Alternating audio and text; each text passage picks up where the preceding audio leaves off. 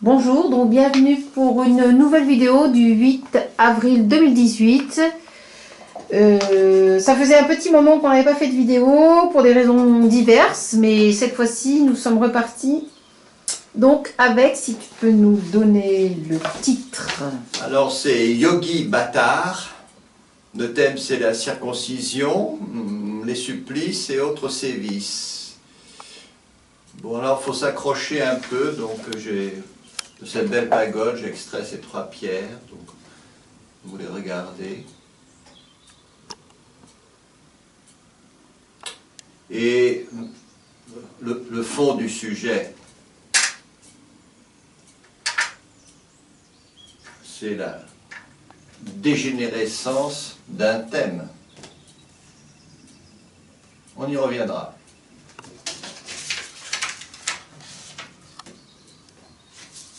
Je crois que c'est bien lisible, hein, c'est bien lisible. Alors, en se promenant sur Google, nous tombons sur une vidéo de Roger Domergue, avec deux M, qui est un médecin, un israélite, une très grande famille cosmopolite, les cotons d'Égypte, et qui nous fait part des circonstances provoquant son réveil. Quand on se réveille, on regarde. Que voit M. Domergue, avec deux M? À peu de choses près, ce que voit Céline, le méchant Céline, de Bagatelle pour un massacre, de plus en plus actuel. En plus Kulturning, Léon de Poncin, la mystérieuse internationale juive. Monsieur le professeur Domergue entend remonter aux causes, pour ne pas dire au tard, de la névrose consubstantielle au peuple élu, entre guillemets, en écartant toutefois la torréfaction des neurones sur la base de la trop fameuse Torah. Donc, selon ce médecin, névrose générée par la fameuse circoncision, mais s'épouvante ce praticien pratiqué au 8e jour, c'est-à-dire au pire moment pour le système dit des glandes endocrines. De quoi s'interroger sur la nature du Seigneur, entre guillemets, à l'origine de cette étrange alliance, prétendument fondatrice d'une certaine identité, mais en fait se retrouvant chez les peuples les plus divers, notamment sur le continent africain. Quel rapport avec les supplices, la torture et autres méthodes d'asservissement? Dans les deux cas, c'est l'application d'un même principe, mais utilisé dans deux sens opposés, l'un pour détruire, l'autre pour construire.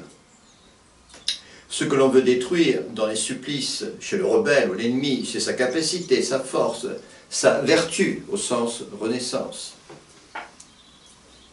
Ce que l'on veut développer ou acquérir, par exemple dans un entraînement militaire, c'est tout un ensemble de qualités des plus physiques aux plus psychiques. Pour citer le poulpe radieux sur YouTube, mental, remplace le cerveau chez les pratiquants d'arts martiaux. Ceci dit, et nonobstant la période de rédaction du prétendu Ancien Testament, mettons d'Esdras, moins 586, la traduction en grec dite des 70, donc moins 270, avant Jésus-Christ, il demeure, vu la composante ésotérique, magique, miraculeuse, que la vertu recherchée vit à ce rite étrange. On renvoie en fait au pouvoir au sens archaïque du terme, en délaissant le manas, en se cantonnant au vrai Castaneda, en interrogeant quelques sages africains, vous commencerez très vaguement à comprendre. Puisque d'une part, on vous a inoculé le bacille du progrès scientifique, d'autre part, vous avez très peu, si tant est que vous en ayez pris connaissance, réfléchi aux travaux d'un René Guénon. Reprenons. Le pouvoir, au sens archaïque, renvoie à certaines capacités magiques, mais de par la suite des temps, donc des cataclysmes, devenus plus difficiles, voire pour certains, presque impossibles à retrouver ou compenser. Pour simplifier, disons que les prophètes et autres fils de Dieu dont se réclame l'Ancien Testament sont des yogis, ou un genre de yogis. Il y a donc des gentils yogis, des méchants yogis, et puis des yogis bâtards, c'est-à-dire ne jurant que par le bien, à condition de faire une place au mal.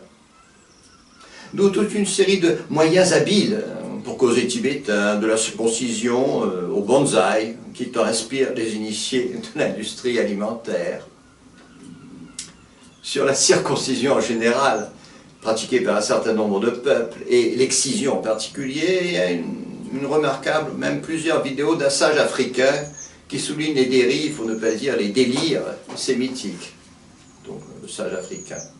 Sur celle imposée au 8e jour par des rabbins toujours cramponnés au texte de la trop fameuse Torah, et bien alors que ce signe d'une prétendue alliance est avant tout comme un sous-produit de connaissances plus anciennes, insufflé par un yogi bâtard, voyant dans le traumatisme infligé au système endocrine le moyen peut-être moins de reconquérir une royauté imaginaire que de se hausser à la gloire de civilisations plus anciennes dont la Torah récupère, dans le plus grand désordre, pour ne pas dire sans aucun discernement intellectuel,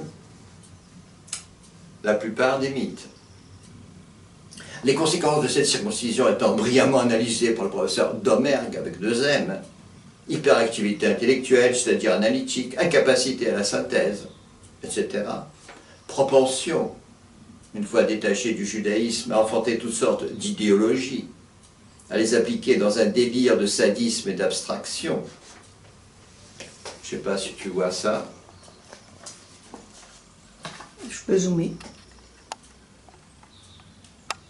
Le communisme, soi-disant russe, c'est-à-dire le génocide par excellence des Slaves par les Juifs, que la Shoah sert précisément à dissimuler. Bon, et puis il y a les livres de M. Dorgelès. Resterait à commenter plus outre ces sciences occultes, c'est-à-dire remonter aux origines des mots dits naturels, des poux au paludisme, des bacilles, un certain nombre de maladies trop exquises, pour être tout simplement le résultat de l'évolution. Autre idée, digne de la mouche tsetse. Qu'est-ce qu'on a écrit? Les ratons laveurs lavent plus bleu.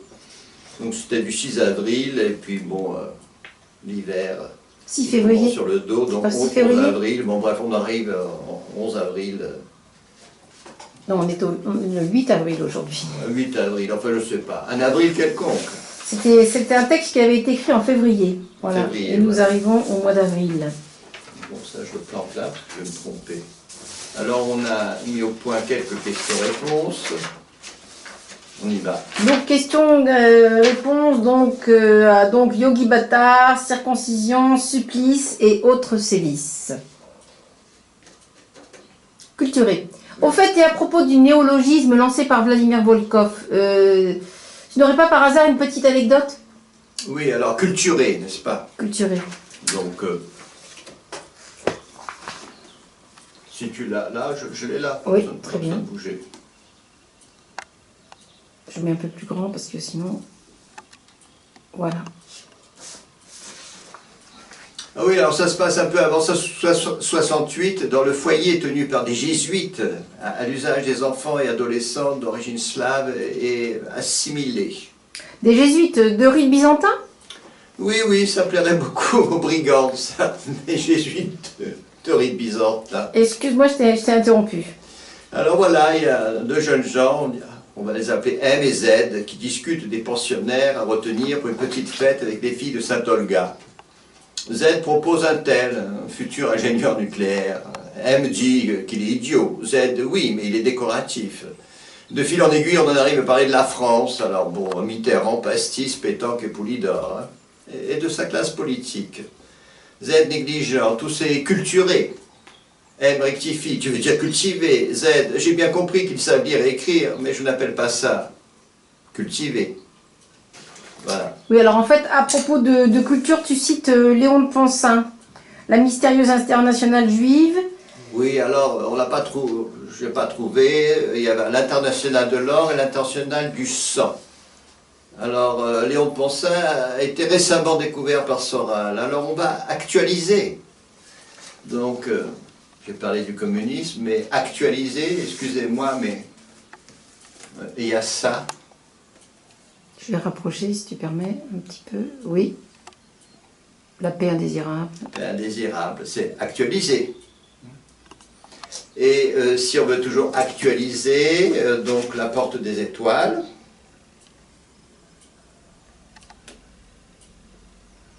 Oui. Donc j'avais noté page à peu près, je crois page 380. Bon, le grand complot contre les musulmans, leur mettre tout sous le dos. Bon, le 11 septembre, c'est là-dedans. Hein. Le 11 septembre, c'est là-dedans. Donc il faut actualiser, quoi. Parce que, bon, Thierry Bolton, le communisme, le montage, Léon de Ponsant, c'est un peu vieux. Là, c'est la guerre des Bush, les néoconservateurs, c'est maintenant, hein, c'est pas demain. Hein. Alors, revenons à notre sujet. Oui, notre sujet. Le pouvoir au sens du sorcier de Castaneda. Alors, je cite le sorcier. En ce temps-là, le pouvoir pouvait s'acquérir facilement et les hommes s'en montraient particulièrement avides.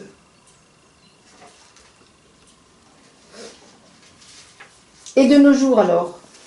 Alors, de nos jours,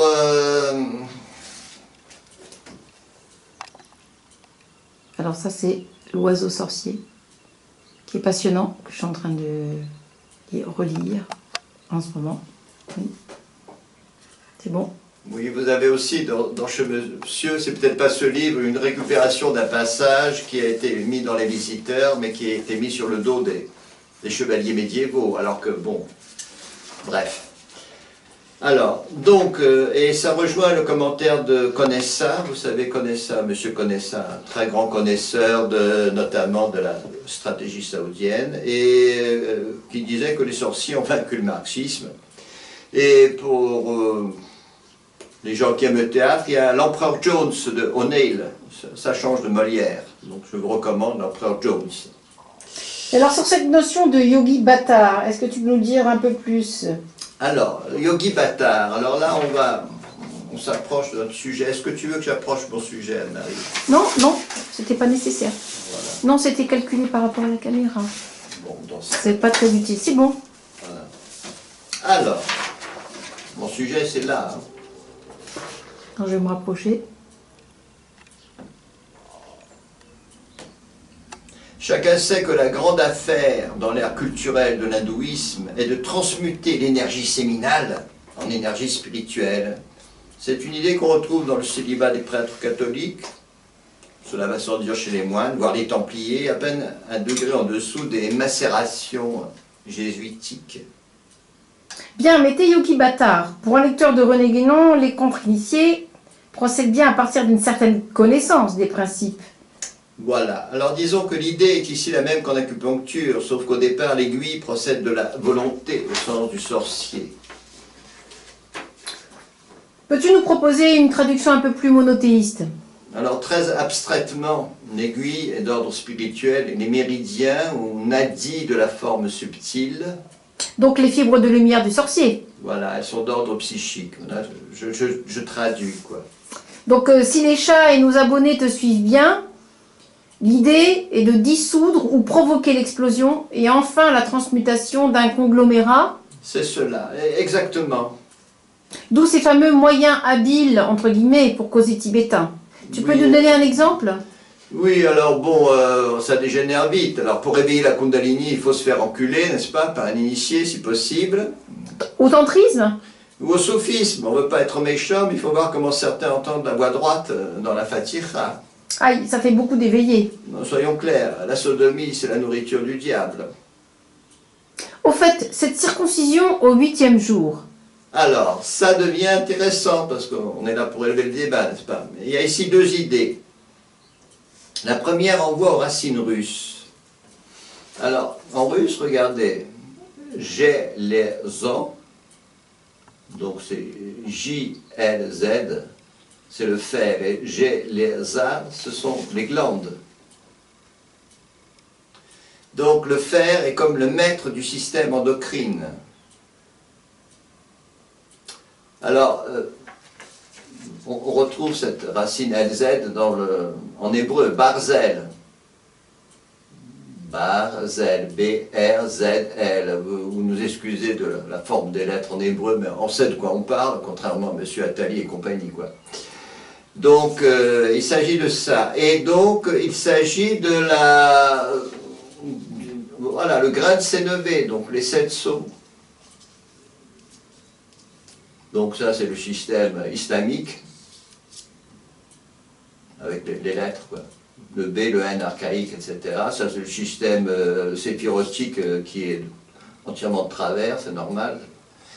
Et voilà, Luz, donc L, U et Z, Luz, donc Barzel. Il s'agit dans tout cela, si tu veux, de réveiller la conscience. Mais pas seulement... enfin, ça dépasse complètement les considérations purement rationnelles. Il s'agit d'autre chose. Et la seconde? Donc on avait eu la première idée, c'était celle que tu viens de développer un petit peu. Et la seconde alors? Alors l'autre, elle est plus sociologique, n'est-ce pas? On veut obliger des canards à se transformer en cygnes, des autruches en flamants roses, des chacals en cynocéphales, moyennant une opération sanglante sur les organes de la génération, comme chante ce grand malade de Joseph de Maistre. C'est un grand malade. Hein. Donc en fait, cette circoncision que la Torah prétend ordonner par l'Éternel... Alors ça a été ordonné par un yogi bâtard, c'est ça ton Éternel. Toute la Torah n'est qu'une récupération sans discernement de fragments venus de civilisations métaphysiques. D'où le détraquement devenu consubstantiel à l'âme juive, et qu'il est fait à juste raison détesté par tous les peuples. À commencer par ceux qui repoussent à 8 ans la fameuse opération. Oui, les musulmans, ils repoussent à 8 ans, c'est un peu plus raisonnable, quand même. Hein? Alors on va plus loin.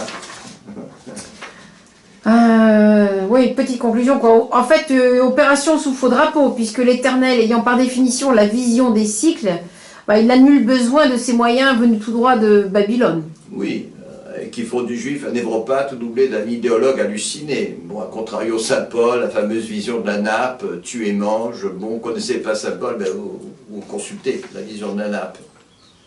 Au fait, c'est donc avec le christianisme que se réalise la royauté d'Israël, qui dans l'Ancien Testament n'est qu'un fantasme. Oui, c'est un fantasme, c'est une promesse de Normand. Sauf que Dieu, qui est censé avoir le souci de la vérité, à peine la deuxième Rome, donc Byzance consolidée, suscitera l'islam.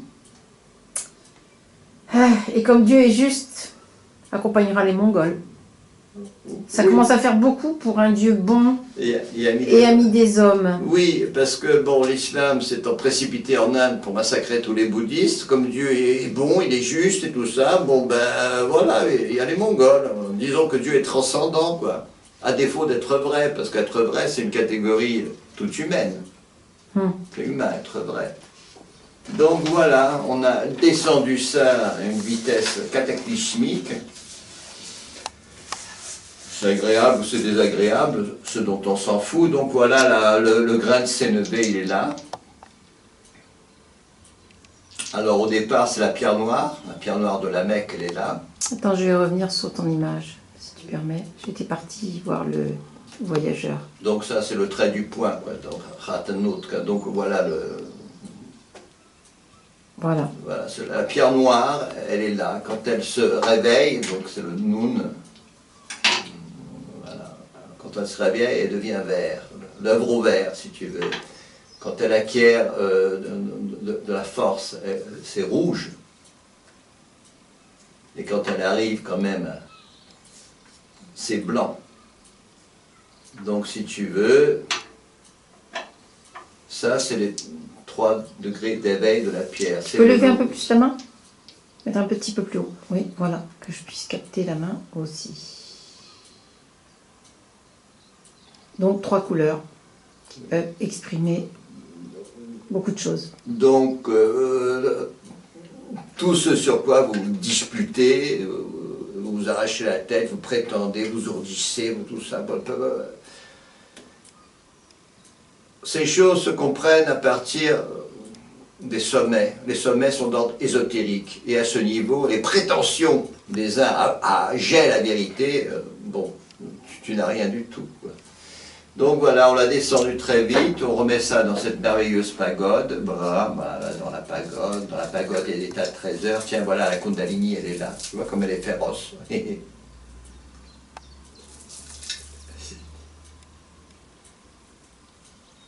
Kundalini. Et on vous souhaite donc un beau printemps avec les éditions Okopsa. Je souris. Merci.